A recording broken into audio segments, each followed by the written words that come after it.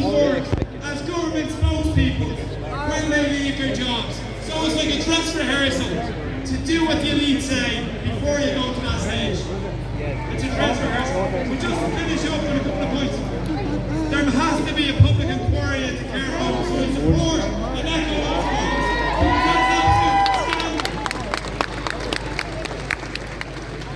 The emergency legislation should be repealed immediately. There should be no wait. We won't wait. We won't wait. We won't wait. We won't wait. We won't wait. I think there should be a public investigation into everything that has gone on in the last few years. And it should be independent, free of the vested interests, free of the barrister friends of the politicians. Independent tribunal of the people, for the people.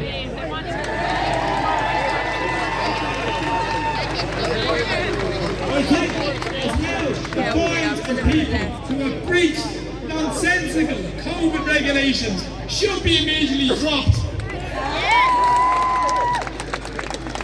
And as well, just solidarity with Dermot, who's organised protests a number of times in Cork and didn't organise them, but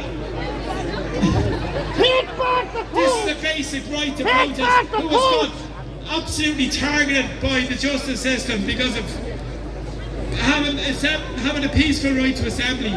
These are a basic, ordinary working class rights. So please support anybody who's been targeted by the state. Take back the court!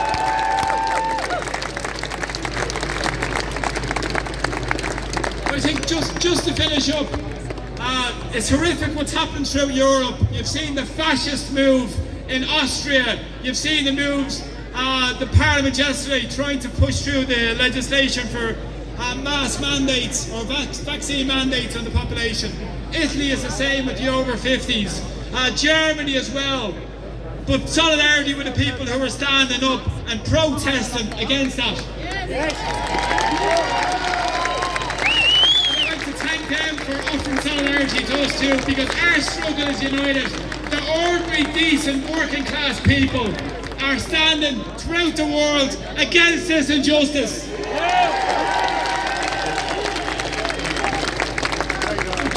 Just last point as well. We need to move forward from this as well, so it's important, as was mentioned previously, text the campaign name. Please get involved. Please keep speaking up, as I said before, because it's vital that we keep speaking out about this.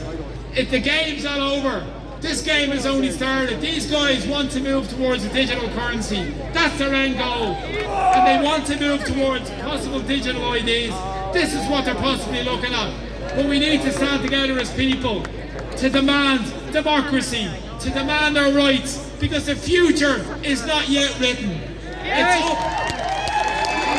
And it's up to each and every one of us to stand together, stand united, regardless of any of our backgrounds, colour, creed, background, anything. Stand together and we'll demand a better and fairer republic that people like James Connolly stood for and died for, a republic of equality. And just to finish up, there was a protest in Moore Street today. Again, developers trying to rip down part of our city and our culture and our heritage, which is so important. But keep speaking up, keep speaking out, and stand up together, because the people united will never be defeated. The people united will never be defeated. Thank you. United will never be defeated. The people united will never be defeated. Well done, Peter. Thank you very much. Okay, so we just have two speakers left here now, because I know it's a chilly day and people are cold. So I want to welcome the next person. He spoke at our rally on November 27th about his own battles with cancer and his fight in that, and he's here again today. Kevin Quinn, please come to the stage. He wants to talk about how the media have played a serious role in what's took place to date.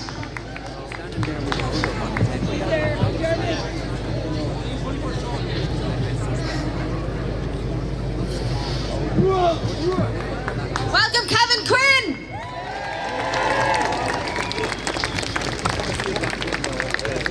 First of all, I'd like to thank Rachel and the crew here.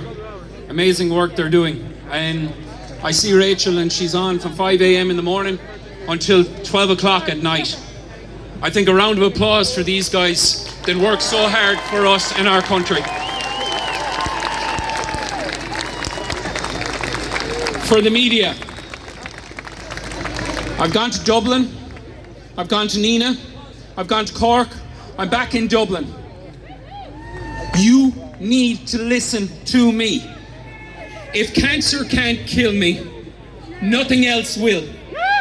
I will stay fighting to get accountability for what you said about the good people of Ireland. I'm Kevin Quinn. I have a rare cancer, aggressive cancer. Nobody's made it 4 years with this cancer, and there's no survivors to my knowledge. When I went through my chemotherapy, my family was not allowed in the hospital with me. I walked out after getting chemotherapy and I could hardly walk to my family member picking me up in the car because of COVID.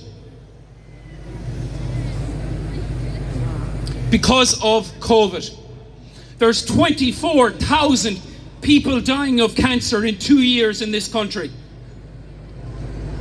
In 2 years, we have 5,800 COVID people in 2 years. We have 24,000 cancer patients die in 2 years. Media, where are you for this?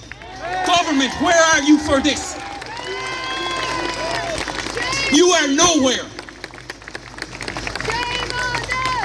Oh, sorry.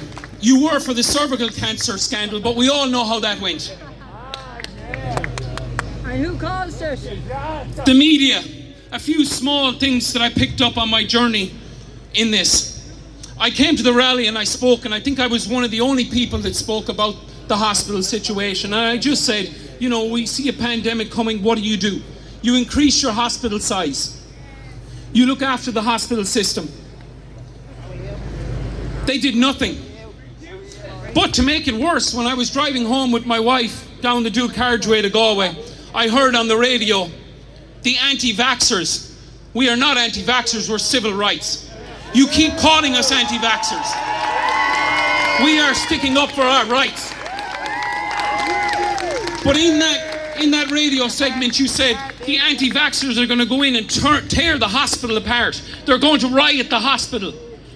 You lied. You are not representing the good Irish people. We are not criminals. You make us out to be criminals. On December 16th, a student nurse came on RTE. She had a bunch of mannequins laying in the bed and sitting on the chairs. You have scared my parents, along with a lot of other parents, where they don't want to come out of their house. I asked my parents, I said, you got your vaccine, you got your booster. Do you feel safe going to your sons in Atlanta, Georgia? No. My dad turned around and said no. And I said, well, there's one or two things happening. Either the vaccine's not working, or the media has scared the living daylights out of you. My dad turned around and said, I think you're right. Our elderly are scared. They're scared to go outside their doors. And it's the media I blame.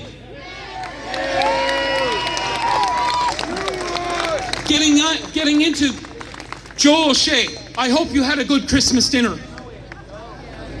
I've called on you to come and sit down on public TV with me, but you disappeared when you said what you had to say about a cancer patient, calling him a hardcore crank, and he should be pushed out of society. I'm asking you, come on public TV with me. I see on the media, Pat Kenny,